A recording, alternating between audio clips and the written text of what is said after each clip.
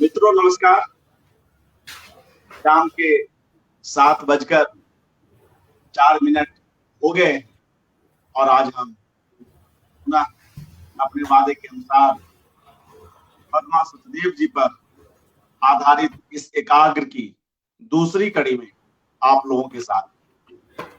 मित्रों, आज पद्मा सचदेव जी पर बोलने के लिए हमारे साथ एक मशहूर हस्ती हैं शरद दत्त जी। शरद दत्त जी का हार्दिक अभिवादन और आप सभी लोगों की ओर से उन्हें नमस्कार। मित्रों, शरद जी फिल्मों और संगीत पर समान भाव से लिखते आ रहे हैं। कई महत्वपूर्ण जीवनी पर भी इनका काम है और एक बात जो उल्लेखनीय है शरद जी के लिए तो है ही, पद्मा जी के लिए भी है कि पद्मा सचदेव जी ने साहित्य अकादमी के लिए एक फिल्म बनाई थी। वह फिल्म विष्णु प्रभाकर पर। आप जानते हैं कि शरद दत्त जी लंबे समय तक दूरदर्शन से जुड़े रहे हैं और इन्होंने भी कई फिल्में बनाई। शरद जी ने श्री लाल शुक्ल जी पर 27 मिनट की फिल्म बनाई और बाद में राही मासूम रजा, आधे गांव का पूरा आदमी शीर्षक से भी एक फिल्म बनाई। कई सिलसिले में पद्मा जी के साथ इनका सुदीर्घ साहचर्य रहा है, तो आज हम इन्हें अधिक से अधिक सुनेंगे और पद्मा जी के व्यक्तित्व से जुड़े कुछ अनछुए प्रसंगों से भी गुजरेंगे। इस एकाग्र का यही उद्देश्य भी है कि अलग अलग वक्ता आएं और उनके व्यक्तित्व पर, उनकी रचनाओं पर अपनी बात रखें। मित्रों, इसकी पहली कड़ी में आप नासिरा शर्मा जी को सुन चुके हैं और उन्होंने कल बड़ी आत्मीयता से उनके बारे में बात की और कई किताबों की भी चर्चा हुई। आज शरद जी को यह मंच देने से पूर्व शरद जी की ही अनुमति से मैं चाहता हूं कि उनकी एक कविता से इसका आरंभ करूं और उनकी यह कविता मित्रों अक्षर कुंड नाम के उनके संग्रह में प्रकाशित है। आप जानते हैं कि पद्मा जी स्वयं अपनी कविताओं का डोगरी से हिंदी में अनुवाद किया करती है। जो उनका यह संग्रह है अक्षर कुंड, ऐसा ही एक संग्रह है जो वर्ष 2004 में प्रकाशित हुआ। मित्रों, एक कविता है इसमें जो मुझे बहुत प्रिय लगती है और किसी रचनाकार का अपने रचना कर्म से कैसा प्रेम हो सकता है इसका उदाहरण भी प्रस्तुत करती है। वह लेखक अपनी मिट्टी से कैसा जुड़ाव महसूस करता है, हम इसे भी इस कविता में देख सकते हैं। उनकी यह कविता है अक्षरों की उम्र। एक रचनाकार अपने लिखे हुए शब्दों की कितनी उम्र चाहता है, इस पर यह कविता है। बहुत ही रोचक कविता है, इसलिए मैं शरद जी की अनुमति से इसका पाठ करना चाह रहा हूं। अक्षरों की उम्र। मेरे अक्षरों की उम्र इतनी हो कि अगले जन्म में जब दुनिया में आऊं तो उन्हें पढ़ पाऊं।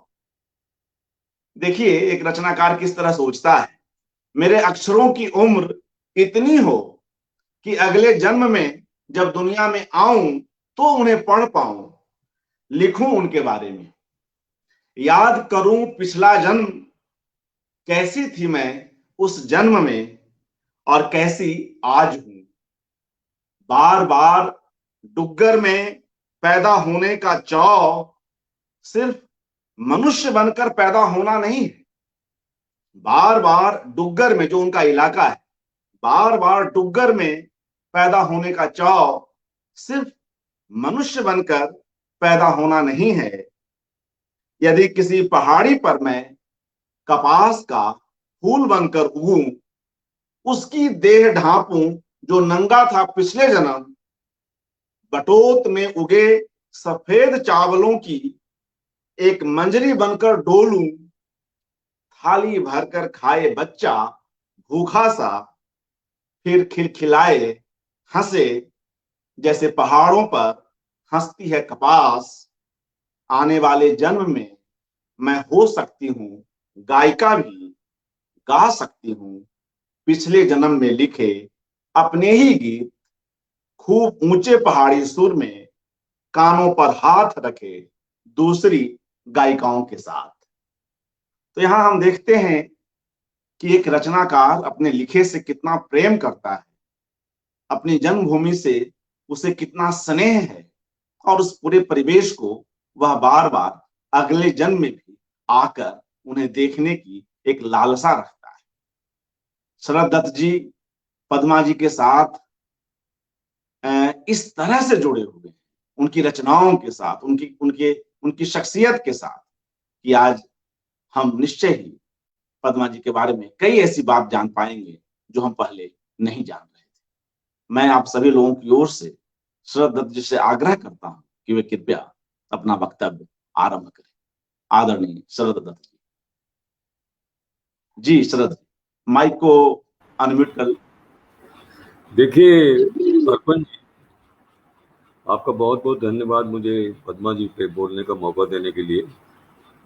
देखिए पद्मा जी के साथ मेरा लगभग 65 से ज़्यादा 60 से अधिक वर्षों का हो रहा।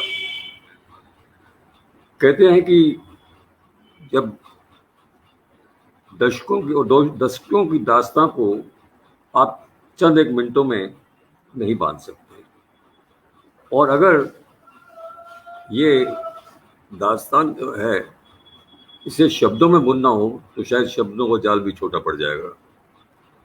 इसी तरह पद्मा जी के बारे में ये कहा जा सकता है, या मैं ये कहूँ कि जब एक कहानी एक किरदार से बनती है और उसका किरदार अगर करिश्माई हो तो और भी बड़ी चुनौती हो जाती है।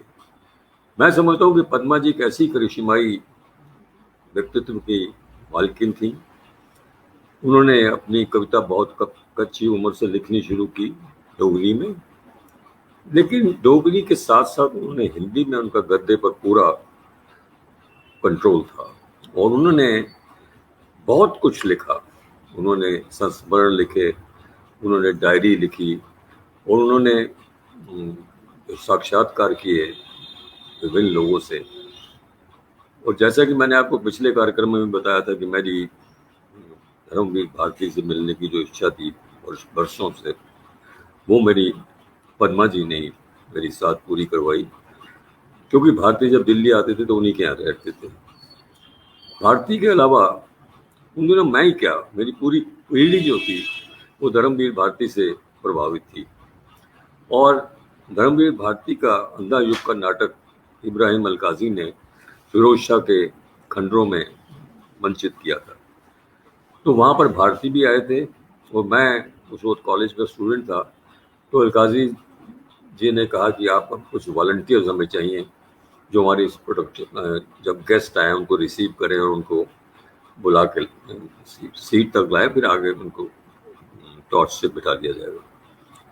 तो उन्होंने मुझसे पूछा कि क्या आप भारती जी को जानते हैं? मैंने कहा जी भारती जी को कौन नहीं जानता, और मैं तो उनके अंधा युग का बहुत बड़ा फैन। तो उन्होंने कहा कि फिर आपकी ड्यूटी ये है कि आप भारती जी को रिसीव करिए वहाँ पर गेट से, उन्हें लाइए, और उनका स्थान ये है। मुझे अब भी याद है कि 63 में जब ये नाटक हुआ था फिरोज शाह कोटला में, तो उसमें इंदिरा गांधी भी आई थी और पंडित नेहरू भी आए थे। तो अलकाजी भी कम करिश्माई नहीं थे और पद्मा जी भी कम करिश्माई नहीं थे। और पद्मा जी के कारण मैं बहुत जिन हिंदी के लेखकों से मिला, उर्दू के लेखकों से मिला, उनमें इस्मत आपा थी, अपना ये उर्दू के मशहूर कई शख्सियतों, सरदार जाफरी। क्योंकि पद्मा जी को बैठकबाजी का बड़ा शौक था, चाहे वो बम्बई में हो या दिल्ली में। उनके यहाँ साहित्यिक गोष्ठियाँ बहुत होती थी, और उन गोष्ठियों में इतनी आत्मीयता से वो सबको की देखभाल करती थी। उनके खाने की व्यवस्था, उनके बैठने की व्यवस्था, किसको क्या कोल्ड ड्रिंक चाहिए, कॉफ़ी चाहिए, चाय चाहिए। तो इस तरह पद्मा जी के घर मेरा बहुत आना जाना हो गया। और थोड़ा सा मैं पीछे और जाना चाहता हूँ कि 1964 में पद्मा जी उन दिनों आकाशवाणी जम्मू में थी एज ए उद्घोषिका, और वहीं पे पंडित सुरेंद्र सिंह, जो सिंह बंधु के नाम से एक जमाने में गाते थे, वो वहां पर आकाशवाणी जम्मू में ड्यूटी ऑफिसर के पद पर थे। पद्मा जी का जिंदगी में इतनी कश्मकश थी, जो उन्होंने अपने संस्मरण अपने बारे में लिखे हैं और आत्मकथा में लिखे हैं, उसके अंदर उन्होंने साफ लिखा है कि मैंने मौत को अपने बिल्कुल चारपाई पे बैठे देखा मेरे कदमों की, और मुझे लगा कि वो मेरी तरफ पड़ रही है और मैं आज इसकी चपेट में आ जाऊंगी।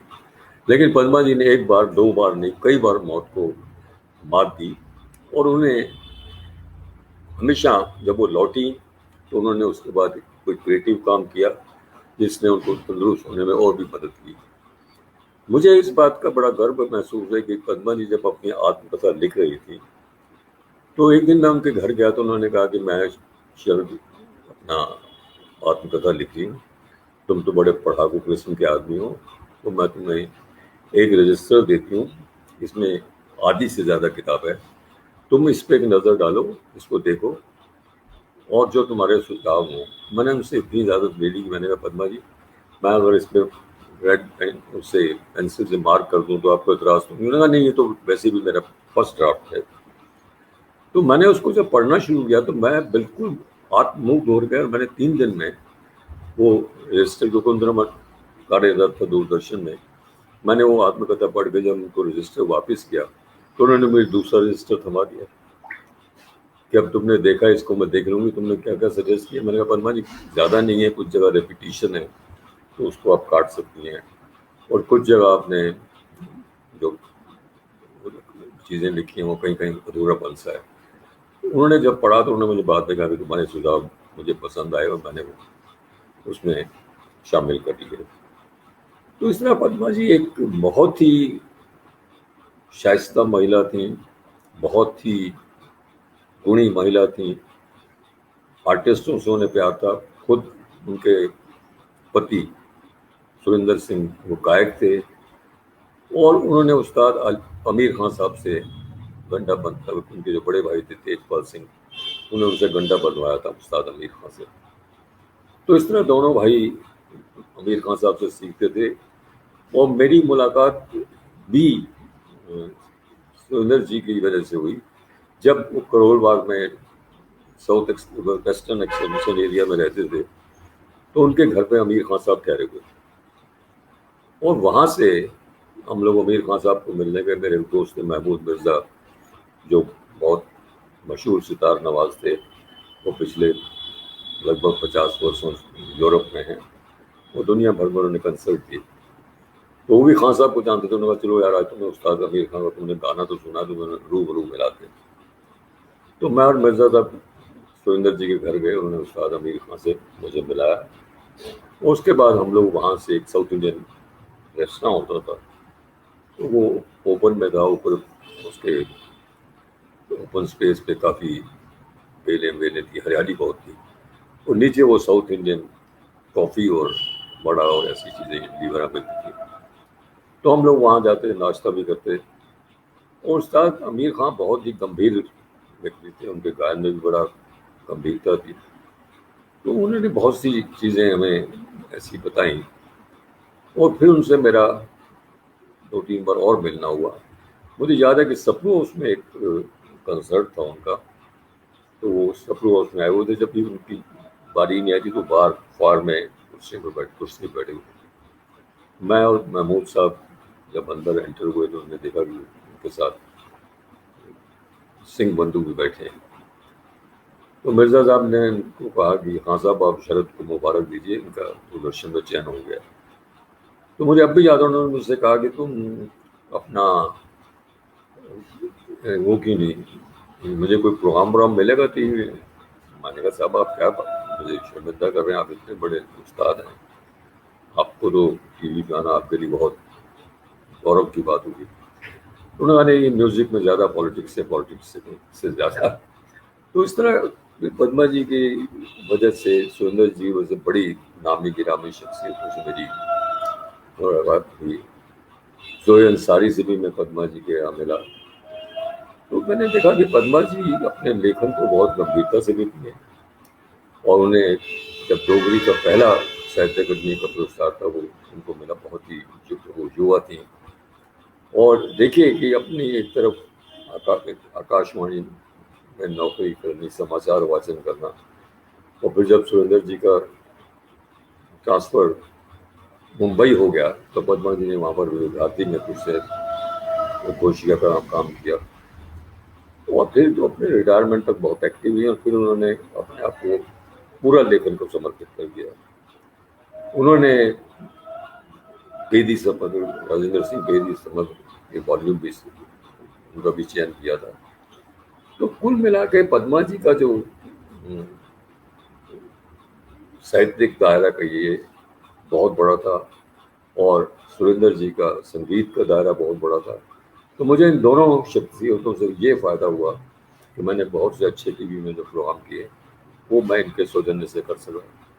फिर मैं जिन दिनों कुछ प्रोग्राम करता था ख़ास मेहमान, तो उसमें पद्मा जी ने हमारे लिए 3 बहुत इम्पोर्टेंट इंटरव्यूज़ किए थे।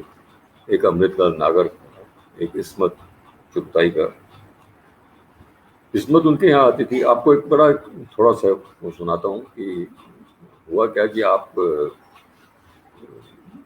के घर ठहरी थी इस्मत आप, और उन दिनों सुरेंद्र जी और कभी कभी उनमें तुनक मिजाजी हो जाती थी, तो वो बोलना बंद कर देते, और पद्मा जी कहती थी कि मेरा कोई कसूर नहीं तो मैं क्यों बातचीत शुरू करूँ, और सुरेंद्र जी कहते थे कि ये मुझसे बात करेगी, तो मैं बीच में कई बार ऐसा पुल का काम करता था। तो मैं उनके घर भी जाता था, मैं और सुरेंद्र जी का अपना कमरा था रियाज का, वहीं हम लोग बैठते थे। तो एक दिन सुरेंद्र जी ने मुझसे कहा मैं अभी कपड़े बदल के आता हूँ, तो तुम पद्मा और इस्मत आपा के पास बैठो। तो मैं और वो बैठे हुए थे, तो इतने में सुरेंद्र जी के अंदर से बड़ी जोर से आवाज आई, पद्मा मेरा पजामे का नाड़ा नहीं मिल रहा। तो उस पर इस्मत आपा ने बहुत जोर से ठाका लगाया। उन्होंने कहा सरदार तेरे को इतना भी नहीं कि तेरे को तो नाड़ा तक तेरे से संभलता नहीं और तू पद्मा से बात नहीं करता। तो इस तरह वो पद्मा जी का सेंस ऑफ ह्यूमर बहुत अच्छा था। वो इतनी गंभीरता से कोई ऐसी बात कर देती थी कि आपको सुनने वालों को बाद में समझ आती थी कि पद्मा जी ने ये मुझ पर तंज कसा या मेरी वो की। तो इस तरह कुल मिला के मैं पद्मा जी की शख्सियत से बहुत मुतासिर हुआ, और जिस दिन उनका स्वर्गवास हुआ कई मेरे उन्होंने चैनल्स ने साउंड बिट्स लिए, और उन पर कुछ लोगों ने जो विशेष आर्टिकल लिखे थे उन्होंने जैसे ये कार्यक्रम हम कर रहे हैं, तो मेरे अनुभव बांटे उनके साथ। तो मैं समझता हूँ कि एक संपूर्ण व्यक्तित्व की मालकिन थी।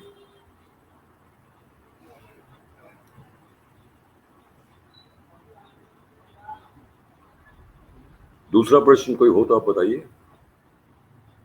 मेरे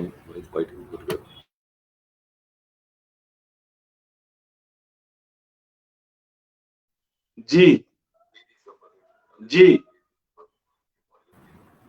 शरद जी जी हाँ, ये मैंने आपको बताया कि किस तरह मैं उनसे मिला, मैं समझ और रहा फिर जी बंगाली मार्केट में मुझे सरकारी निवास अलॉट हुआ, तो पद्मा जी ठीक सामने जहाँ प्राइवेट बंगलो से उसके सेकंड फ्लोर पे रहती थी। तो फिर तो हमारा मिलना, मेरा उनके घर जाना, हफ्ते में 3-4 बार आता था। सुरेंद्र जी मेरे पास आ जाते थे, पद्मा जी भी कई बार आ जाती थी। तो लेकिन मुझे मुझे एक मैं कह सकता हूँ कि मुझे पद्मा जी और सुरेंद्र भैया को इतना प्यार मिला, और पद्मा जी अक्सर कहती थी अपने सर्कल्स में कि देखो भाई शरद मेरा एकमात्र देवर है, बाकी सब मेरे भाई हैं, ये मेरा एकमात्र देवर है। तो ये भी एक बड़ा मुझे अच्छा लगता था सुनने को, और वो बहुत संजीदा भी थी और सेंस ऑफ ह्यूमर भी था, जैसे मैंने उनसे कहा। तो ये तो मैंने आपको बताया किस तरह मेरा उनसे मिलना हुआ। और 65 में मैंने आकाशवाणी ज्वाइन किया, उसके बाद मेरा 72 में चयन हो गया दूरदर्शन में। और फिर दूरदर्शन में मैंने कई चित्र बनाए, कुछ हमारे मेहमान में बड़े प्रोग्राम ऐसे किए जो पहली बार कुछ आर्टिस्टों को लाने का मैं सौभाग्य प्राप्त हुआ, जिसमें डॉक्टर रामविलास शर्मा थे और अपना ये देवेंद्र सत्यार्थी को मैंने एक चित्र बनाया अपने होते हुए। तो इस तरह साहित्यिक जो मेरी गतिविधियां थी वो जारी भी रहीं, और उसका मुझे दूरदर्शन के प्रोडक्शन में बड़ा फायदा हुआ। और इन दोनों की वजह से मुझे एक क्रिएटिव प्रेरणा भी मिलती रही, और कभी मेरे पड़ोसी होने के नाते मैं जब चाहता उनके पास जा सकता था। और पद्मा जी हमेशा कुछ ना कुछ लिख रही होती थी, या उनके पास शाम को या कोई महफिल लगती थी जिसमें तकरीबन सभी, नासिरा शर्मा, ममता कालिया, ये सभी महिला लेखक आती थी। और पद्मा जी, जो अभी आपने विष्णु प्रभाकर के फिल्म का जिक्र किया, तो दरअसल ये फिल्म साहित्य अकादमी ने जब साहित्यकारों पर फिल्में बनानी शुरू की तो उस श्रृंखला की ये पहली फिल्म थी। और ये फिल्म पद्मा जी को के नाम से हुई थी, उनको बनाया गया था कहने के लिए। तो साहित्य अकादमी के सेक्रेटरी उस वक्त थे इंद्रनाथ चौधरी। उन्होंने कहा, पद्मा जी आप लेखिका अच्छी हैं, पोइटेस अच्छी हैं, लेकिन आपको फिल्म का कोई तजुर्बा नहीं है। तो उन्होंने कहा, मेरा देवर है ना, वो तो यही काम करता है, वो बनाएगा मेरी फिल्म, मैं उसको बता दूंगी कि ये विष्णु प्रभाकर की इसमें पूरी शख्सियत आनी चाहिए। तो पहली फिल्म हमने जो बनाई थी वो 1 घंटे की थी, और क्योंकि पद्मा जी की वो फिल्म थी तो उसमें पद्मा जी का नाम है निर्देशिका गया। लेकिन मुझे इस बात का बड़ा गर्व है कि उनका मुझ पर इतना कॉन्फिडेंस था, ये उनका ट्रस्ट था कि उन्होंने मुझे कहा कि तुम ये फिल्म मैंने सिर्फ तुम्हारा नाम लेके लिए तो तुम इसे करो।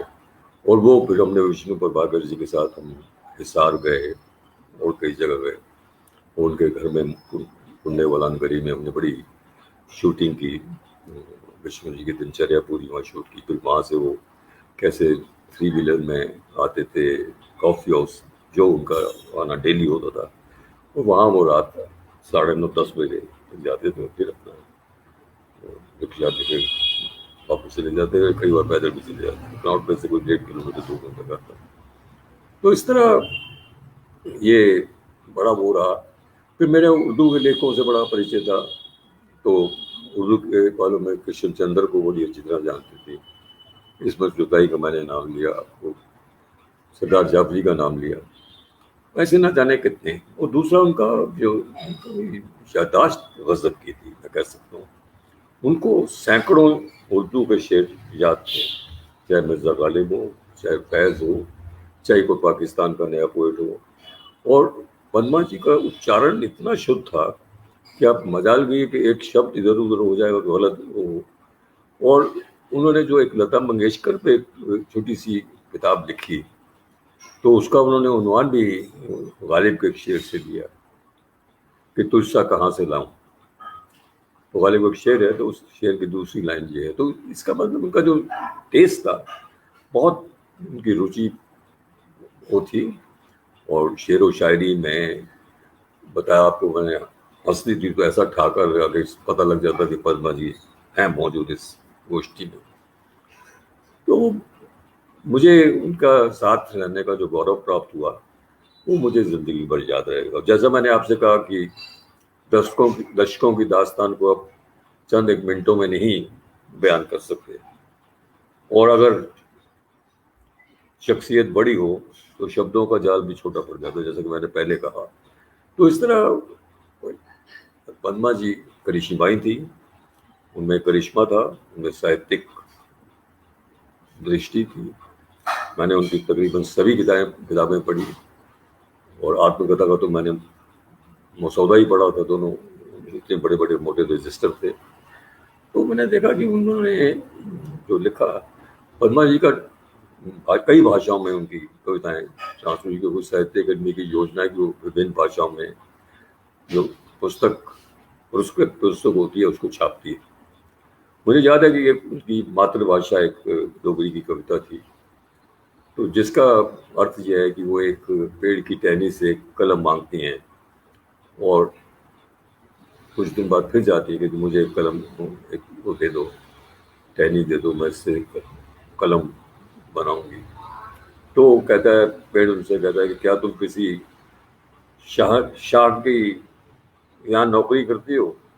क्योंकि जो शाह जो हैं वो पंजाब और जम्मू इन जगहों पर वो लोग होते हैं जिसे महाजन आप कहते हैं, जो पेट पैसा सूद पे देते हैं। तो ज़ाहिर है कि उनके जो मुंशी हैं वो उसमें अकाउंट लिखते रहते हैं। तो पद्मा जी ने कहा नहीं, मैं किसी शाह की वो नहीं हूँ, मुलाजिम नहीं हूँ, लेकिन शानी जो है वो मेरी मातृभाषा है। ये कविता बहुत भाषाओं में, इसका अंग्रेजी तर्जुमा भी हुआ मलयालम में, और अंग्रेजी में भी इनकी कई चीज़ें छपी।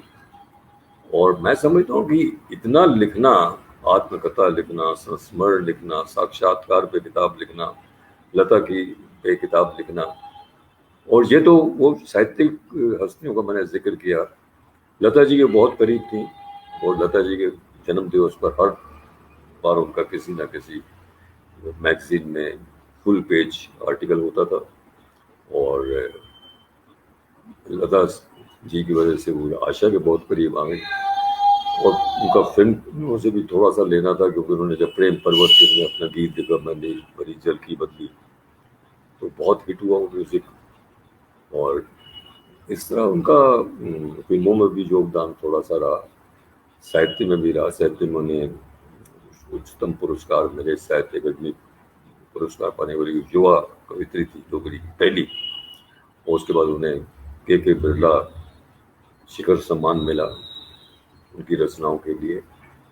और उसके अलावा उनके जो जितने भी प्रेस्टीजियस अवार्ड थे शायद सभी उनकी चोरी में आए। और मैं समझता हूँ कि पद्मा जी को उन पुरस्कारों से सम्मानित करना, पुरस्कार का अपना सम्मान होना था।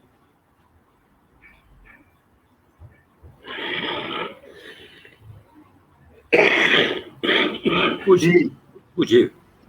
हाँ, शुक्रिया शरद जी।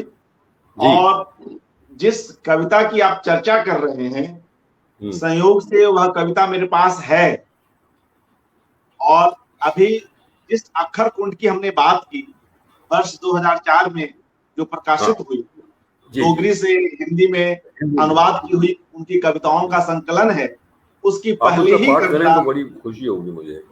जी जी बिल्कुल, मैं पढ़ता हूँ।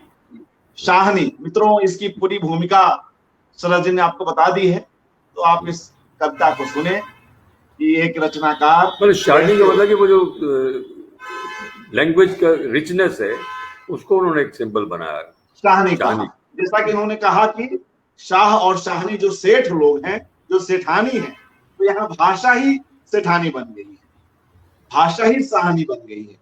और शाह और शाहनी की चर्चा कृष्णा सोबती के जिंदगी नामा में भी कई बार होती है। जी, वो मैंने कहा पंजाब में बहुत मशहूर है, और पंजाब अपना पाकिस्तान में भी, जम्मू में भी, तो कुछ हद तक पंजाब में भी जो ऐसे लोग हैं उनको शाह जी बोलते हैं। शाह जी, जी। और मुझे ध्यान है कि जिंदगी नामा में यह एक बहुत ही सशक्त चरित्र है, जिंदगी नामा का शाह जी, और है ना।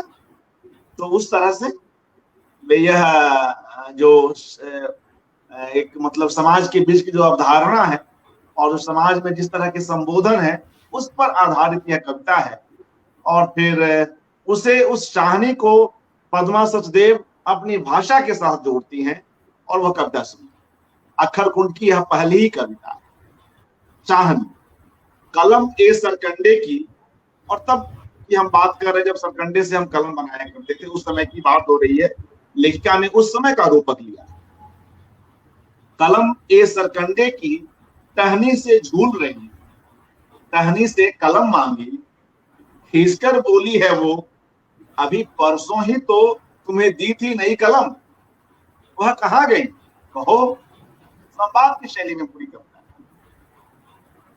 डरते डरते कहा मैंने, छील कर हुई खत।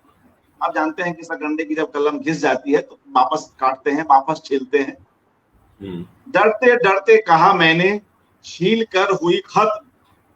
पूछा उसने, क्या किसी बही खाते पर हो नौकर?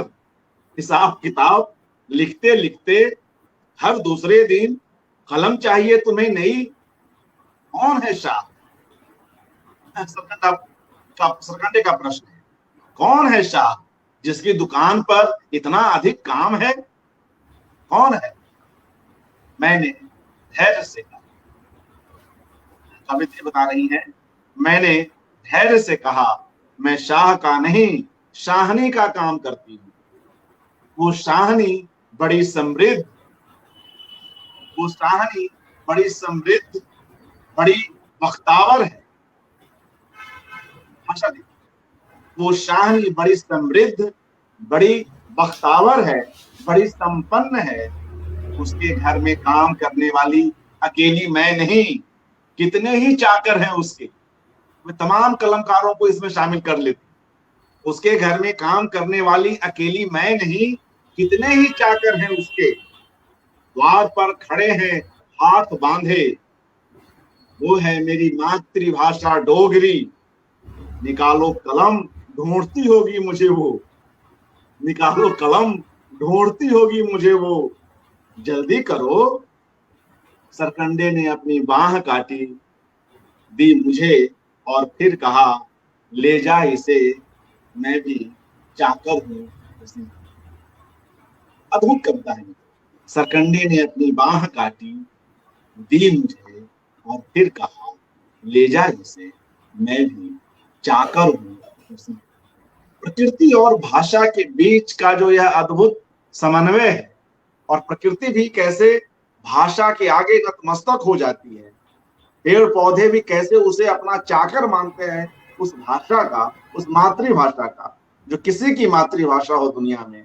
यह कविता, मुझे लगता है शरद जी, हम लोग विश्व मातृभाषा दिवस भी मनाते हैं। उस दिवस पर इससे बेहतर कविता और क्या हो सकती है।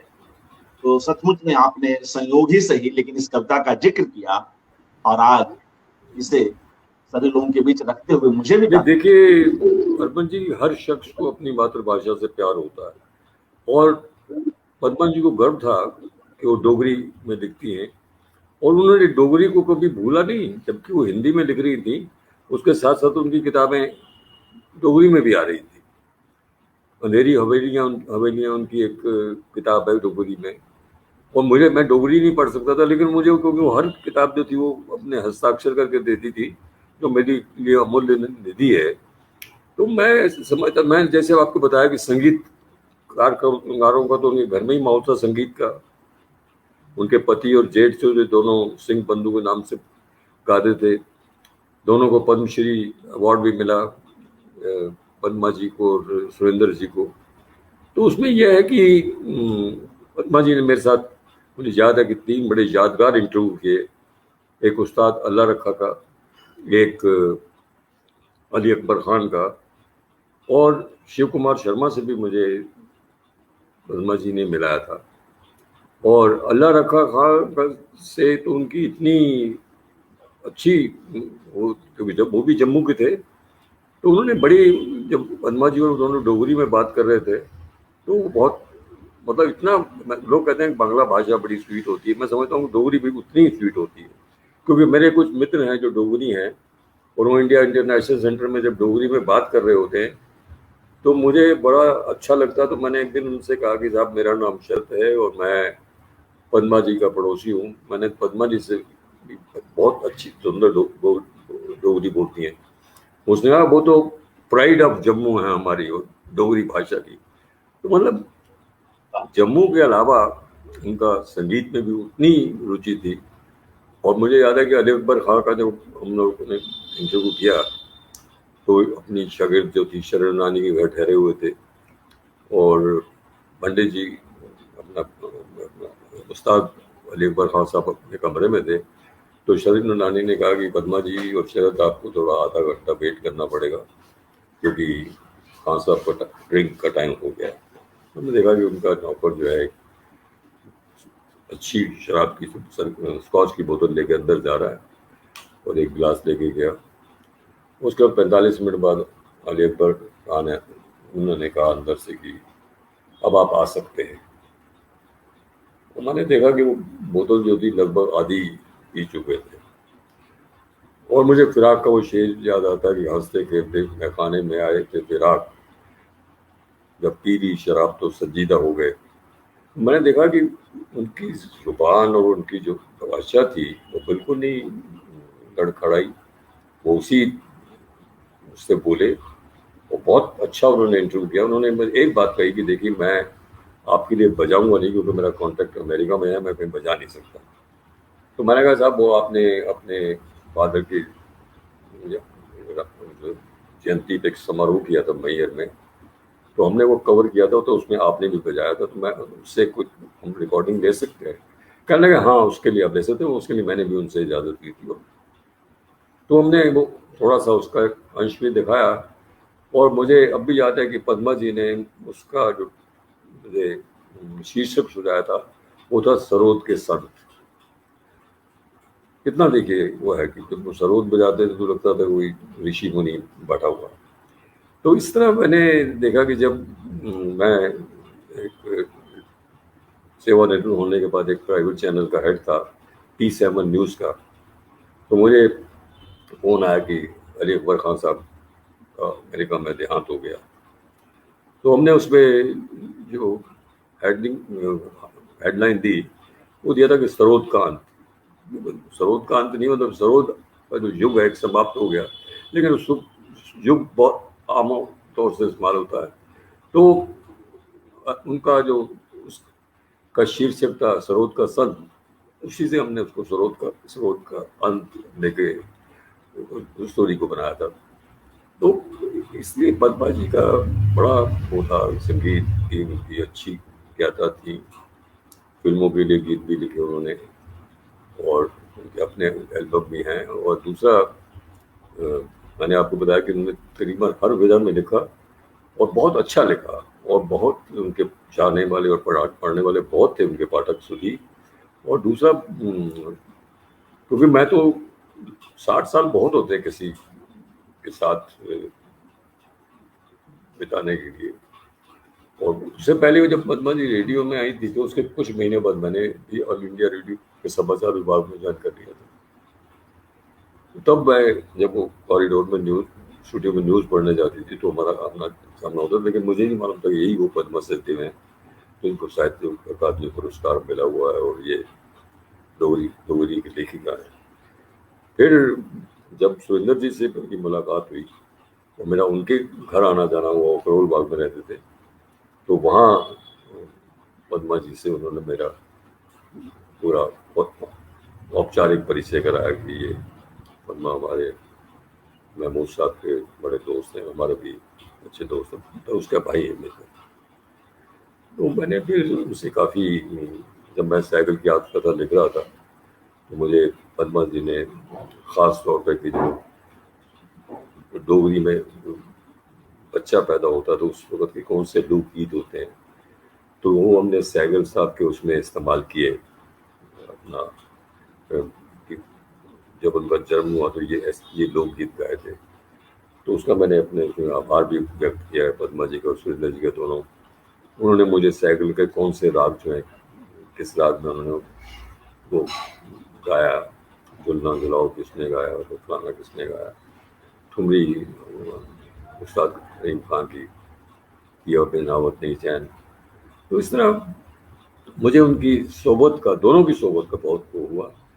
और मुझे एक ही बात का दुख है कि मैं अंतिम समय में उनको अस्पताल देखने की जगह तो मुंबई में थी, और उससे पिछले 1.5 साल से हम लोग कोरोना से लड़ रहे थे। और जैसा कि मुझे भाई साहब ने बताया कि वो हॉस्पिटल थी और वहाँ से वापस आई और बिल्कुल इम्प्रूव कर रही थी, तो शायद उनको रात को कार्डियक अरेस्ट हुआ। और मेरे लिए तो खबर सदमे से कम नहीं थी। मैंने उसी दिन सुरेंद्र जी को फ़ोन किया, तो उन्होंने मुझे बताया कि भाई किस तरह का वो अस्पताल में दाखिल थी, घर आने पर सेहत में सुधार हो रहा था, लेकिन उन्हीं को कौन टाल सकता है। और पद्मा जी का इतना एक्टिव रहना और इतनी जोशालू होना, वो उनका बहुत बड़ा एक अपना साहित्य के प्रति योगदान मैं मानूंगा। और जो उन्होंने संस्मरण लिखे हैं दीवान खाना किताब के अंदर, राजेंद्र सिंह बेदी पे, जोए अंसारी पे, किस्मत आपा पे, वो मेरे ख्याल में यादगार संस्मरणों से, क्योंकि ऐसे लोगों पे तो कई लोगों ने संस्मरण लिखे हैं, लेकिन पद्मा जी की लेखनी और उनका जो ढंग है लेखन का, वो उसमें साफ झलकता है। तो जैसा मैंने आपको पहले भी कहा कि वो अपना पद्मा जी क्योंकि लता और आशा के बहुत करीब थे, और एक ज़माने में अलीबर ये अल्लाह रखा खान साहब फिल्मों में संगीत देते थे, तो जम्मू के एक और आर्टिस्ट से सितार बजाते थे फिल्मों में। तो वो पद्मा जी कहती थी कि मुझे मिलते हैं, जब मुझे आती है तो मुझसे पूछते हैं कि वो जो लता के भाई हैं हृदयनाथ मंगेशकर, उनको उसका नाम से पूछते हैं कि वो ठीक है। तो उनका भी लता जी के यहाँ आना जाना था। तो इस तरह जो पद्मा जी ने जो इतने करीब से लता जी को देखा, उस किताब में उन्होंने जो लता के बारे में लिखा, वो पद्मा जी ही लिख सकती थी। लता जी पे कई किताबें आई, लेकिन मैं समझता हूँ कि पद्मा जी की किताब ज़्यादा मोटी नहीं है, लेकिन बहुत अच्छी किताब है। वो जो भी लोगों को जीवनी में दिलचस्पी है, और फिल्म के खासकर लोगों में, उन्हें पद्मा जी की जीवनी जरूर पढ़नी चाहिए।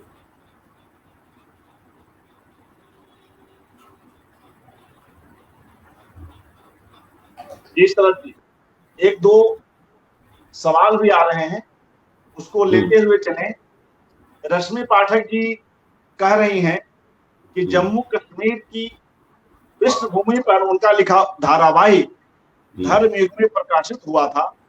कहानी याद है पर उसका नाम भूल गई हूँ, नौशीन, कृपया बताने का कष्ट करें। तो रश्मि जी, हाँ, इसके बारे में विस्तार से शरद जी बतलाएंगे, लेकिन नौशीन नाम का उनका यह उपन्यास है, और नौशीन का अर्थ पहली बर्फबारी, पहाड़ों में जो पहले पहले जो बर्फ गिरती है, तो उस पर ही यह केंद्रित उपन्यास है। और आप ठीक कह रही हैं, जम्मू कश्मीर की पृष्ठभूमि पर ही है। विस्तार से हम इस शरद जी को सुनते हैं। शरद, देखिए, नौशीन के अलावा अभी हाल ही में पिछले महीने, 1.5 महीना पहले, दूरदर्शन ने पद्मा जी की एक कृति पे, देश निकाला पे, जो कश्मीरी माइग्रेंट्स पे थी, उस पे हमारे मित्र थे, उन्होंने बहुत ही अच्छा वृत्त बनाया था। और इससे पहले कि वो हमारे मित्र भी अनूप जो हैं, वो भी जम्मू के हैं। तो मैं जब शोध केंद्र निदेशक था दिल्ली केंद्र का, तो मैंने अनूप को ही ये फिल्म साइन की थी कि तुम पद्मा जी पे फिल्म बनाओ। उन्होंने बड़ी मेहनत की, और हालांकि वो कभी उनका ट्रांसफ़र हो गया, कभी पद्मा जी मुंबई शिफ्ट कर गई, तो फिल्म बनने में कुछ ज़्यादा समय लगा। लेकिन अनूप ने दोनों चीज़ें, जो पद्मा जी पे ये देश निकाला ये बनाया, और दूसरा जो उन्होंने पद्मा जी पे डॉक्यूमेंट्री बनाई। और नौशीन का जैसे उन्होंने बताया, लेकिन धर्मयुग में तो वो बहुत छपती थी। धर्मयुग में लता पे भी उनके 2-3 आर्टिकल मैंने पढ़े थे, और मतलब कोई उनका कॉलम नहीं था, लेकिन क्योंकि धर्मवीर भारती जी और उनके यहाँ बहुत आना जाना था, तो वो पद्मा जी से लिखवा ही लेते थे जब भी चाहते थे, और जोश भी चाहते थे। और ये पद्मा जी का था कि वो उनके प्रति इतनी श्रद्धा थी धर्मवीर भारती जी की, क्योंकि धर्मवीर भारती भी कनूप्रिया के कारण बहुत प्रसिद्ध थे। वो भी कवि थे, लेकिन उन्होंने कथाकार भी रहे, कहानियाँ भी लिखी। और गुनाहों का देवता तो उनका शायद लगभग 60 संस्करण उसके छप चुके हैं। तो अंधा युग जैसा महाकाव्य उन्होंने लिखा। तो देखिए, ये कुछ चीज़ें जो हैं जिसमें रेडियो आकाशवाणी का बहुत बड़ा हो रहा है। ये धर्मवीर भारती ने जो अंधा युग लिखा था, जब वो इलाहाबाद में थे, तो इलाहाबाद आकाशवाणी के लिए लिखा था उन्होंने। उस वक्त हमारे केंद्र में बाद में बने वो गोपाल दास जी, वो जयपुर के थे उन दिनों, वो वहाँ पर ड्रामा प्रोड्यूसर थे, प्रोड्यूस करते थे इलाहाबाद में। उन्होंने भारती जी से नाटक लिखवाया, उन्होंने अश्वत्थामा की भूमिका उसमें खुद की थी। तो इसका पहला प्रसारण जो था, वो स्क्रिप्ट जो था वो रेडियो के लिए लिखा गया, उससे कुछ वर्ष बाद ये छप के आया था। तो पद्मा जी ने मुझे कुछ बहुत अच्छी चीज़ें भी पढ़ने के लिए दी कि शरद, अच्छा, वो जब बंगला के लेखक थे शरद बाबू, शरद चंद्र चट्टोपाध्याय, वो उनके प्रिय लेखकों में थे। और मुझे वो कहते थे कि देखो, तुम्हारी माँ ने तो तुम्हारा नाम रखा है, उसकी लाज रखना, इतने बड़े राइटर के नाम पर तुम्हारा नाम रखा है। तो पद्मा जी का तो जो जम्मू की पृष्ठभूमि पे तो उनकी बहुत सी कविताएं भी हैं, कहानियां भी हैं, और संस्मरण भी हैं। जब वो क्षय रोग से पीड़ित थी और सैनिटोरियम में थी, तो उसका बड़ा मार्मिक वर्णन उन्होंने लिखा है कि कितने कितने महीने वो वहां पर रहीं। लेकिन जैसा कि मैंने आपसे कहा कि उतनी जीवट व्यक्तित्व की थी, तो उन्होंने कभी हार नहीं मानी, और कई भी बहुत शांति से, मतलब उन्होंने बहुत लंबी लंबी बीमारियां झेली, लेकिन अंत में वो जो उनका वो हुआ, वो बहुत ठीक पीसफुल ही रहा, मैं समझता हूँ।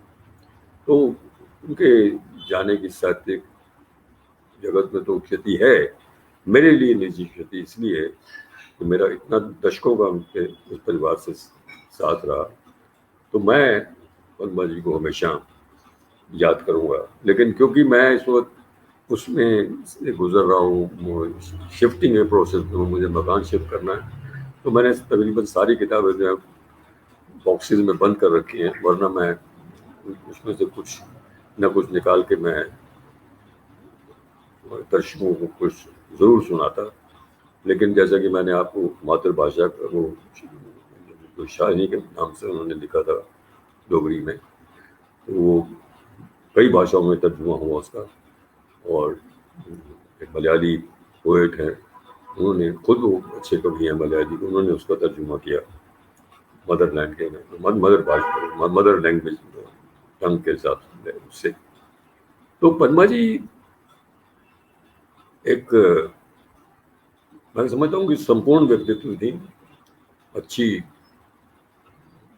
मैं तो कह सकता हूँ कि मेरे जो चंद लोग मेरी जिंदगी में जो दोस्त, दानिश्वर और रहनुमा रहे, उनमें पद्मा जी और सुरेंद्र भाई भी रहे। तो मुझे बहुत 3-4 दिन तो फिर मैंने उनको फ़ोन किया, मैंने कहा सुरेंद्र जी, यकीन नहीं आ रहा कि पद्मा जी नहीं रही। कहने लगे हाँ देखो, मैं तो दिल्ली छोड़ चुका हूँ, तो मेरा आने का भी नहीं है बम्बई, लेकिन तुम जब कभी आओगे बम्बई तो फिर बातचीत करेंगे और पद्मा जी के बारे में बातें करेंगे।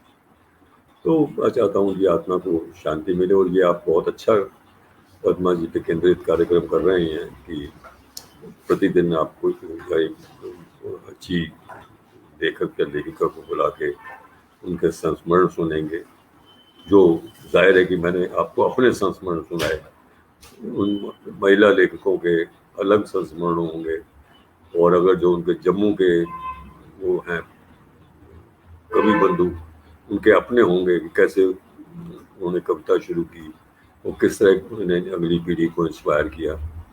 तो ये मैं समझता हूँ कि इसके लिए भी पद्मा जी को डोगरी भाषा का आभार मानना होगा। मैं समझता हूँ कि अब क्योंकि आपके सामने तो पद्मा जी की किताब भी रखी है, तो आप उसमें से कुछ पद्मा जी का गद्य और पद्य का पाठ करें तो मैं भी उससे आनंद लूंगा, जी आनंदित हूँ। सदत जी, अभी नौशीन की चर्चा हुई। नौशीन नाम से उनका उपन्यास तो है ही, अभी हमने इस पर बात भी की। लेकिन यह जो नौशीन है, जो पहली बर्फ है जो पहाड़ों पर गिरती है, तो उसकी जश्न भी मनाई जाती है। तो इसकी भी चर्चा पद्मा जी ने अपनी आत्मकथा बूंद बावड़ी में की है, जिसका आपने ड्राफ्ट भी पढ़ा है। हम जानते हैं कि पद्मा जी काफी कम उम्र में बीमार भी पड़ गई थी, उन्हें आंतड़ियों की टीबी हो गई थी, और वे लंबे समय तक बाद में उनको बोन टीबी भी हुई, तो हाँ, वो उससे भी जूझी बम्बई के दिनों में, और हाँ, फिर वो दिल्ली आ गई। फिर उनकी एक बच्ची थी, तो वो उसकी शादी बम्बई में थी, और वो वहीं कुछ फिल्मों से संबंधित है, ब्रिज चित्र वो डॉक्यूमेंट्री से। तो फिर पद्मा जी और सुरेंद्र जी ने कहा कि वो वहीं शिफ्ट कर जाते हैं, तो दिल्ली बस कुछ मेरे वर्ष पहले छोड़ के ही चले गए थे, लास्ट ईयर शायद। ये मुझे उस दिन उन्होंने बताया कि तब दिल्ली आएंगे, तो उन्होंने कहा नहीं अब मैं दिल्ली क्या आऊँ, मैंने वो मकान तो हमने बेच दिया था, अब बम्बई में ही रहूँगा। तो मैं जल्दी बम्बई जाऊँगा, तो फिर सुरेंद्र जी से मिलूंगा, तो फिर अपने श्रद्धा सुमन पद्मा जी के को पेश करूँगा। जी, मैंने उनका शरद जी 2000 में इंटरव्यू लिया था, तब बिल्कुल शुरुआत के दिनों की वो बातें बतला रही थी जब उन्होंने किस तरह से कश्मीरी भाषा सीखी। वे तो उनकी मातृभाषा थी, क्योंकि वो कश्मीर भी गई, जम्मू में एक हिल उतना वो भी एक हिली एरिया है, तो उनको पहाड़ों से नदियों से तो बताती है कि मैं तो जम्मू में जो तवी रिवर है उसके किनारे घंटों बैठी जाती थी, उसके तट पे पैर डाले उसमें नदी में। तो उनका प्रकृति से भी बहुत प्रेम था, तो वो उन्होंने उनका पहाड़ों का, उनका नदियों का काफी जिक्र आता है उनके कई पोइट्री में। और इसी तरह उन्होंने जम्मू की जो कल्चर है उस पर वो हवेलियाँ, जो मैं आपको कर रहा हूँ देहरी हवेलियाँ, तो वो जो शाह और शाहनी जैसे करेक्टर है, वो जो पुरानी वहाँ पर आर्किटेक्चर है। और मैं जब सहगल की आत्मकथा लिख रहा था तो मुझे पद्मा जी ने कहा कि उन्होंने मुझे जम्मू के बारे में जो लैंडमार्क्स थे वो बताए, और फिर मैंने वो जाके वहाँ शूट किए। उन्होंने मुझे एक दो रेफरेंसेस भी दिए कि वो लोग शायद उस समय रामलीला कमेटी में प्ले वो करते थे, रामलीला, तो जिसमें सहगल साहब पहले सीता का रोल करते थे, और सीता के रोल में सहगल साहब ने इतनी दमदार भूमिका निभाई थी कि लोगों ने कहा इस पर्दा गिराओ और इस सीन को दोबारा से आप कनेक्ट करिए, और सहगल साहब ने दोबारा वो किया। तो जम्मू ने सहगल साहब, पद्मा जी जैसी, शिव कुमार शर्मा, अल्लाह रखा खान साहब जैसी शख्सियतों को दिया जो तो अंतर्राष्ट्रीय स्तर पर जानी गई। लेकिन इसके अलावा और भी बहुत लोग हैं, क्योंकि हम लोग, मैं डोगरी भाषा पढ़ नहीं सकता, मैंने तो पद्मा जी को हिंदी में ही पढ़ा जो उनका हिंदी में लिखा था, या वो एक पुस्तक ऐसी थी जिसमें एक तरफ डोगरी लिखी हुई थी।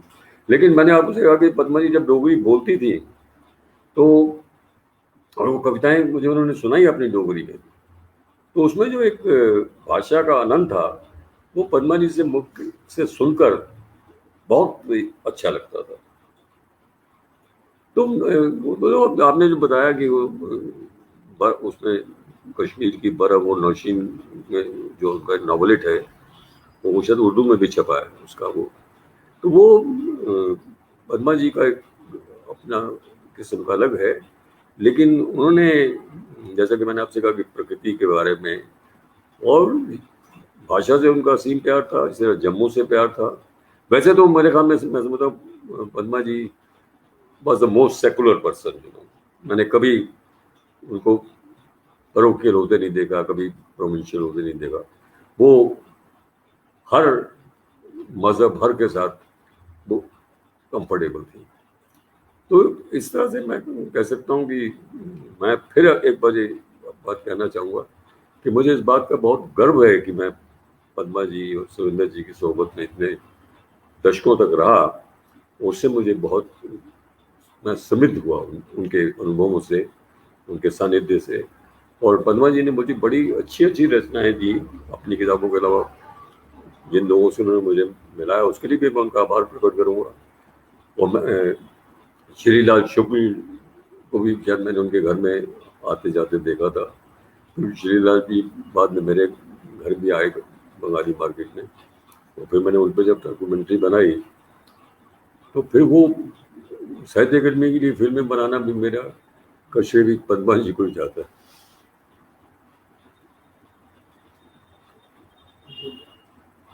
मेरे ख्याल में आप कुछ पाठ करें अर्पण जी। जी थोड़ा मैं करता हूँ।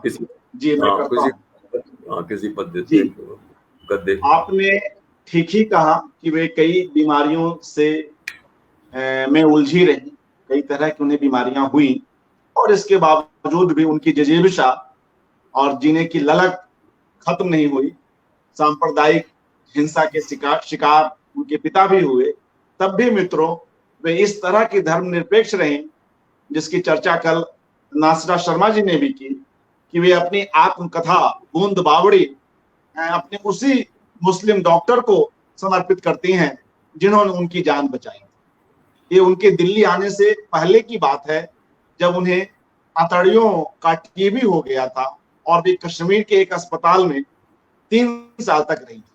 वे उस डॉक्टर को वे उस डॉक्टर को अब्बा जी कहती थी, और वह जो उनकी आत्मकथा है, वह किताब उन्हीं को समर्पित हुई। तो नौशीन मार्मिक विवरण है उसमें सारे इंसिडेंट।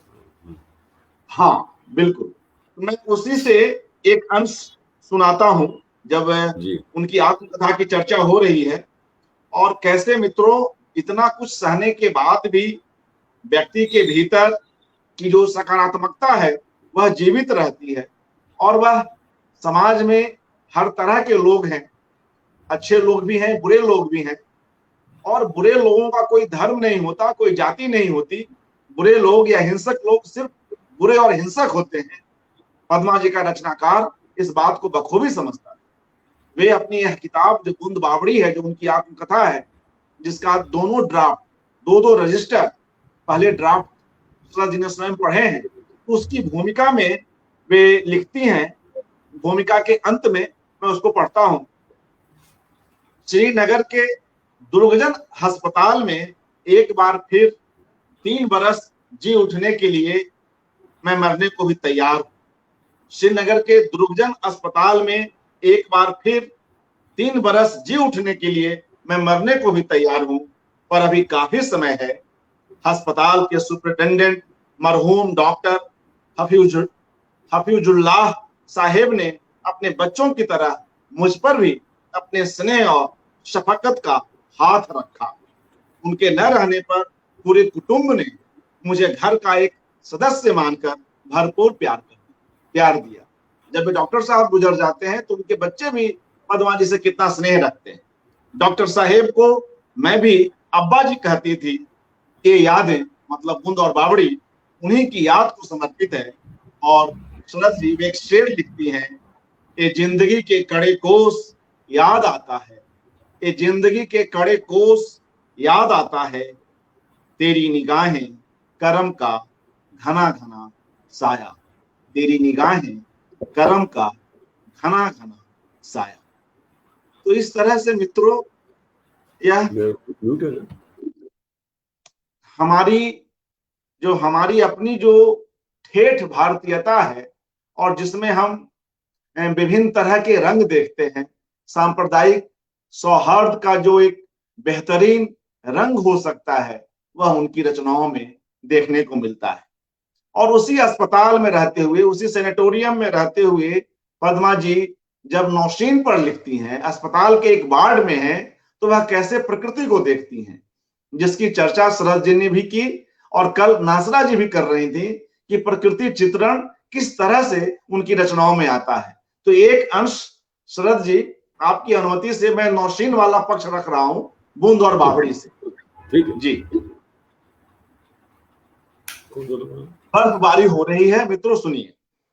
छतों पर पड़ी बर्फ उतारने के लिए मजदूर छतों पर बेलचे लेकर चढ़ जाते।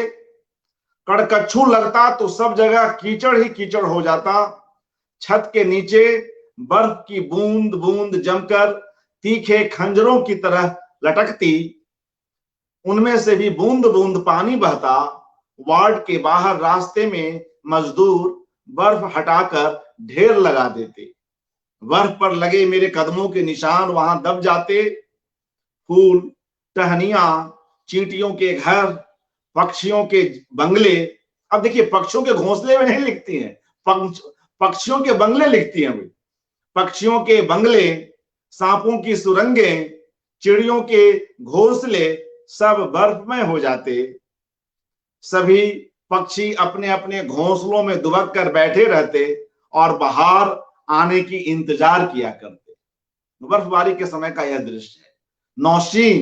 नौशीन यानी पहली बर्फ पर कितनी मुबारकें दी जाती। नौशीन मुबारक के नारे हर तरफ लगते। पहली बर्फ पड़ी तो मैं बड़ी हैरान हुई थी। बर्फ को जश्न की तरह मनाने वाले ये लोग प्रकृति को कितना प्यार करते हैं। और एक छोटा सा अंश और इसी के आगे का, जैसे बर्फ पड़ने पर बाकी चीजों का अस्तित्व न रहता था, वैसे ही बाहर आने पर पत्ते ही पत्ते हो जाते। बिल्कुल दूसरा दृश्य, जैसे टहनियां हो ही नहीं, टहनियां नहीं हो वृक्षों पर, उनमें से पत्ते पत्ते ही हो, टहनियां भी पत्तों का रूप बन गई हो, पत्तों से टहनियां छिप गई हो। बादाम के वृक्षों पर फूल ही फूल खिल उठते, बैसाख आते आते मौसम मीठा हो जाता। धूप बदन पर हाथ मलती तो रोआ रोआ सिहर उठता। हर बैसाखी पर मुझे डोगरी का लोकगीत याद आता। आइए बैसाखी लगी ए दो आसी ढोला, आइए बैसाखी लगी ए दो आसी ढोला, साकी लई चलो नाले, साकी लई चलो नाले। बैसाखी आई है, उदासी साथ लाई है, हमें अपने साथ ले चलो।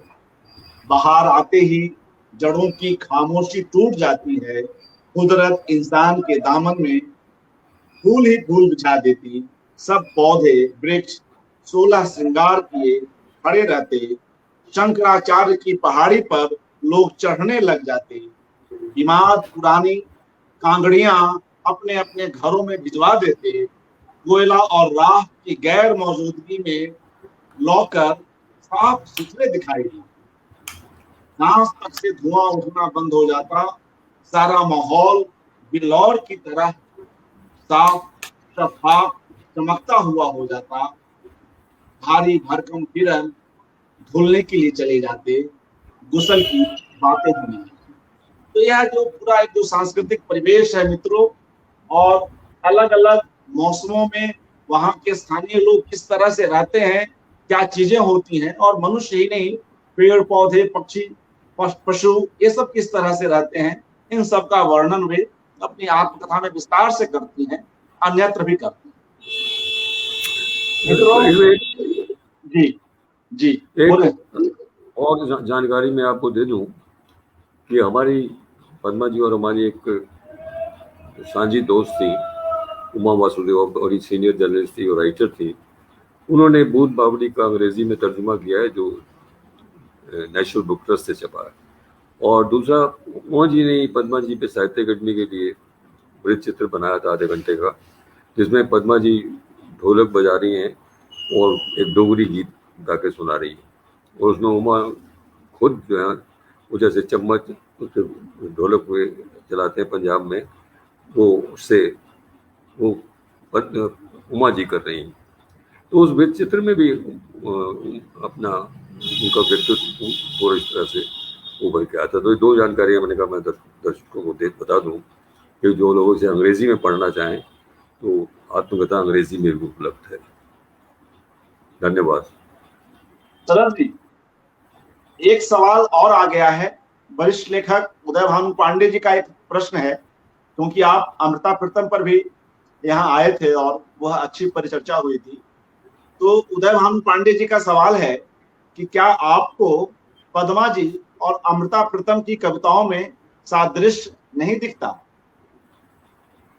नहीं, मैं इस बात को नहीं मानता, क्योंकि उनका जो अंदाजे बयां वो बिल्कुल पद्मा जी से अलग है। और क्योंकि अमृता जी ने बहुत सफ़रनामे किए, वो यूरोप में बहुत गई, हंगरी बुल्गारिया में बहुत गई, मॉस्को में गई। तो अमृता जी का उस बुल्गारिया कविता का भी उन पर असर दिखाई देता है। हंगरी कविताओं को भी उन्होंने अनुवाद किया है अपनी मैगजीन के लिए। तो हाँ, ये है कि आप अगर ये कहें कि दोनों लेखिकाओं ने कथाएं लिखी हैं, तो मैं समझता हूँ कि सीधी टिकट पे तो खुशवंत सिंह ने ये कहा था कि अरे मैं तो सोच रहा था तुम बड़ी भारी भरकम जीव अपनी आत्मकथा लिखोगी, तुम्हारी आत्मकथा तो रेवेन्यू स्टैम्प के पीछे रखी जा सकती है। तो रसीदी टिकट जो शीर्षक था वो खुशवंत सिंह ने दिया। तो लेकिन आप पद्मा जी की जो आत्मकथा वो पढ़ी है, उसमें यह है कि पद्मा जी आई जब वहाँ से विभाजन के बाद, तो उस वक्त वो वारिस शाह से बड़ी वो दो ही चीज़ों से चर्चा में थी। एक तो वारिस शाह की उस कविता से, और दूसरा साहिर उद्यानवी के अपने संबंधों के साथ। तो पद्मा जी का मिजाज भी अलग था। वो अमृता जी ने तो मूलतः सब पंजाबी में ही लिखा, उनका तो हिंदी में सब तर्जुमा हुआ, जबकि पद्मा जी ने हिंदी में भी लिखा। लेकिन मुझ में क्योंकि अमृता जी मैंने काफ़ी पोइट्री पढ़ी है, और मेरी डॉक्यूमेंट्री में उन्होंने अपनी कविताएं सुनाई भी थी, तो वो मुझे कहीं समानता नजर नहीं आती।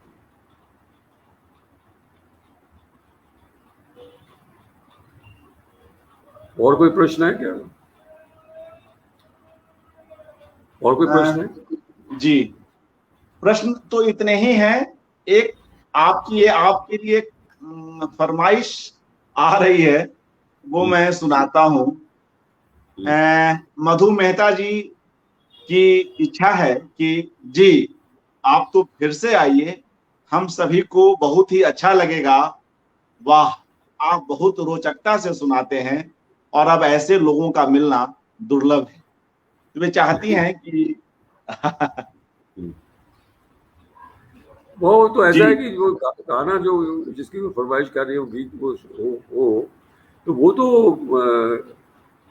लता जी ने गाया उस गाने को, जयदेव का म्यूजिक है। और उसके अलावा लता जी ने विभिन्न भाषाओं में गाया, तो जो डोगरी गीत हैं वो पद्मा जी के, उनके सब एलपीज और वो ईपीज अवेलेबल हैं। वो अगर आप रिकॉर्ड पे सुने तो आपको ज़्यादा मजा आएगा। और अब दूरदर्शन तो आजकल और हरीब सभी चैनल जो है वो फिल्मों पे कार्यक्रम करते हैं, तो उसमें वो गाना सुना होगा। और मैं तो गायक नहीं हूँ, मैं सुर रसिया भी हूँ और कन रसिया भी हूँ। मुझे फक्र है कि मैं बहुत बड़े उस्तादों के साथ बैठा, उस्ताद अमीर खान साहब के साथ, अल्लाह रखा खान साहब के साथ, अकबर खान साहब के साथ। तो ये मेरा सौभाग्य था, या मेरी जो नौकरी ऐसी थी। और दूसरा ये था कि मेरा अपना जो विविधता थी वो बहुत ज़्यादा थी। मेरी साहित्य में रुचि थी, मेरी सिनेमा में रुचि थी, मेरी वृत्त चित्र में रुचि थी। बुनियादी तौर पे तो मेरा चयन दूरदर्शन में समाचार विभाग में हुआ था, और कई वर्ष मैं समाचार बुलेटिन करता था, हिंदी अंग्रेजी के, या कई बार दोनों। लेकिन इमरजेंसी में मुझे वो माहौल बड़ा, समाचार कक्ष में काम करना बड़ा दम घोटू लग रहा था, क्योंकि लगता था कि हम एक ही बुलेटिन रोज पढ़ रहे हैं। तो मैं भी बड़ी मुश्किल से समाचार विभाग से निकला, और फिर मैंने अपने केंद्र निदेशक जो उस वक्त थे उनसे कहा कि आप मुझे डॉक्यूमेंट्रीज बनाने का मौका दीजिए। और मैंने कह सकता हूँ कि रिकॉर्ड नंबर ऑफ डॉक्यूमेंट्रीज बनाई, 300 के लगभग। और दूसरा, मुझे फिल्म संगीत का बड़ा शौक है, तो इसलिए मैंने फिल्म संगीतकारों पे, गीतकारों पे, वो गायिकाओं को, मेरी किताब आ रही है अंग्रेजी में, द मेलोडी मेकर्स के नाम से, वो 3 वॉल्यूम में है। संगीतकारों के लिए, गायकों की है, और गीतकारों को भी है। वाह जी, स्वागत। मेरे ख्याल में अगली बार ऐसा कोई वो हो तो आपको कैसेट रिकॉर्डर रखना चाहिए, और पूछ लीजिए, ताकि वो कम से कम उसका ऑडियो ट्रैक तो सुना ही सकते हैं। कल हमने सुनाया था, कल उनका एक गीत जो अच्छा, प्रेम पर्वत फिल्म के लिए वो लिखी थी, वही वो कल वही मशहूर गीत बता रहा हूँ मैं। तो वो तो मधु जी ने कल सुना होगा, उन्होंने, हाँ मधु जी ने कल सुना होगा गीत। जी। तो एक सवाल और आ रहा है जी, किरण कुमार मोदक जी का।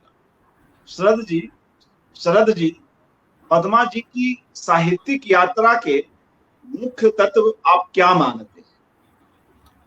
उनकी मैं साहित्यिक समझता हूँ यात्रा जी मैं समझता हूँ कि पद्मा जी का जो विविधता थी, उन्हें तकरीबन सभी शैलियों में लिखा। और मैं ये बात दावे से कह सकता हूँ कि उन्होंने जिस विधा में भी लिखा, कमाल लिखा, लाजवाब लिखा। चाहे वो कविता हो, चाहे उनके संस्मरण हो, चाहे आत्मकथा हो, चाहे उनके साक्षात्कार हो, चाहे उनके संपादन में जो राजेंद्र सिंह बेदी का आया था, तो इस तरह वो एक मैं समझता हूँ कि संपूर्ण साहित्यकार थी।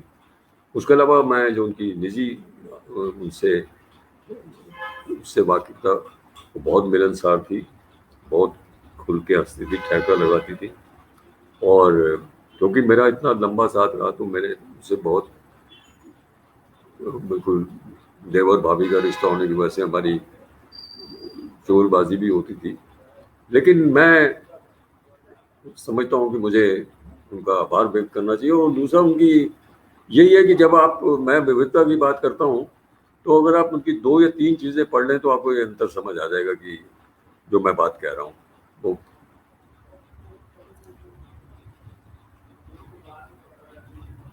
अर्पण जी, मेरे ख्याल में किसी और अवसर पर कुछ और बातें कहेंगे, बताएंगे, तब तक जी मैं कुछ चीज़ें पढ़ के भी रखूँगा। और मैं ये हाँ प्रॉमिस करता हूँ कि मैं पढ़ के सुनाऊंगा। शायद आप बात कर रहे थे श्रीलाल शुक्ल जी की, हाँ तो उन पे मैंने विचित्र बनाया, राही मासूम रजा पे बनाया, तो उनका जी कुछ पाठ मैं कर सकता हूँ इसमें से, जी राग दरबारी में से, या ओके और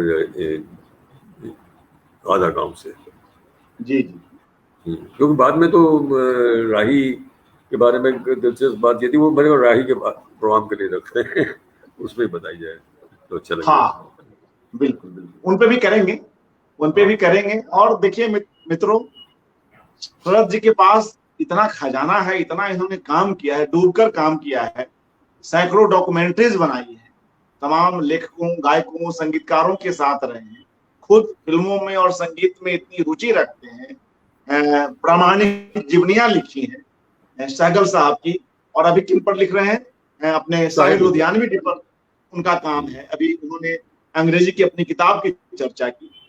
तो ऐसी बहुमुखी प्रतिभा को हम अधिक से अधिक सुने और अपने वरिष्ठ रचनाकारों के बारे में, शरद जी के जिस तरह के संस्मरण हैं और जिस किस्सागो शैली में सुनाते हैं, वह लोगों को पसंद आता है। तो जरूर हम किसी और मौके पर हम इन्हें याद करेंगे। अर्जुन जी, मेरे बारे में एक बात ये कही जाती थी कि शरद के जो दोस्त हैं, मित्र जो है, वो या लेखक मित्र हैं, वो उम्र में कम से कम उससे 20-25 साल बड़े हैं। तो मुझे ये भी एक बड़ा फायदा रहा कि मुझे जिन शख्सियतों से मिलने का मौका मिला, चाहे वो उम्र में मेरे से 25 साल बड़ी हों या 30 साल बड़ी हों, लेकिन मुझे उनसे जो आत्मीयता मिली उसका मैं आभार प्रकट करना चाहूँगा। चाहे दिलीप कुमार हों, चाहे देवानंद हों, चाहे साहिर लुधियानवी खुद हों, उनसे मैं कई बार मिला था, और साहिर मुझसे 25 साल बड़े थे। तो इस तरह साहिर उन दिनों 60 साल के, 58 में तो उनका इंतकाल ही हो गया था। फिर मैंने आपको बताया कि मैंने निजी चैनल में जब मैं था तो साहिर लुधियानवी पे पल तो पल का शायर, हर पल का शायर साहिर लुधियानवी नाम से 1 घंटे का वही चित्र बनाया।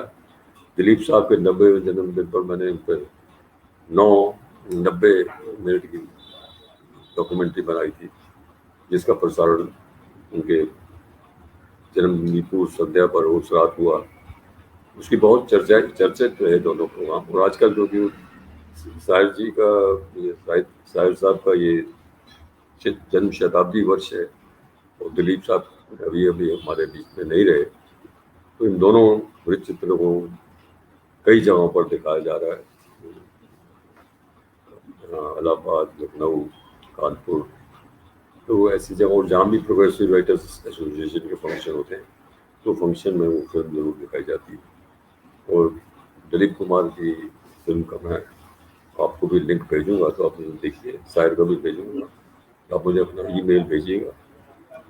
तो फिर मित्रों, फिर और किसी अगले कार्यक्रम में बात होगी, क्योंकि ये तो पद्मानी का केंद्रित शायद 6-7 दिन चलेगा। और तो कल भी है प्रोग्राम या 4 को है?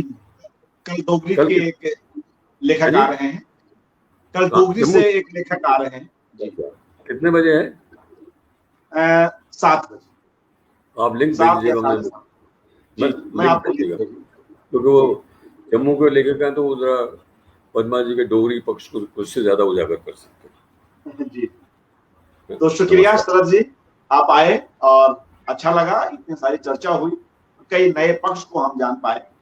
तो मित्रों, आप सभी लोगों का धन्यवाद। एक बार नाम ले लूं शरद जी, जिन लोगों की प्रतिक्रियाएं मिली और जो लोग हमसे जुड़े रहे, शिखर त्रिपाठी जी, बाल कीर्ति जी, सरोजनी कौशिक जी, उदय भानु पांडे, मंजरी सिन्हा जी,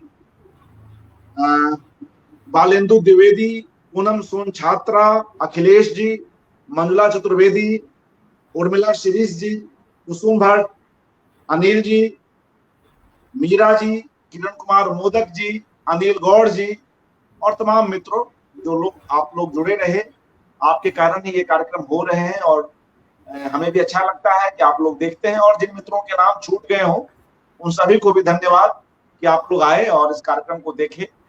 शुक्रिया शरद जी, आपने समय निकाला और इतने भावपूर्ण तरीके से पद्मा जी को हम याद कर पाए। हार्दिक धन्यवाद। मैं भी उनका धन्यवाद करना चाहूँगा कि उस कार्यक्रम में शरीक हुए, उन्हें इस कार्यक्रम को देखा, उनका भी धन्यवाद। नमस्कार।